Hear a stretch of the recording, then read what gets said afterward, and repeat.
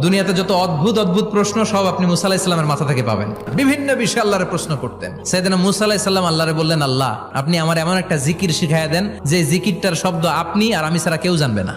দিনে রাতে সব সময় এই জিকির আমি করব, আপনারে ডাকবো, কিন্তু শর্ত হলো এই জিকিরটা জানবে শুধু আপনি আর জানবো শুধু আমি।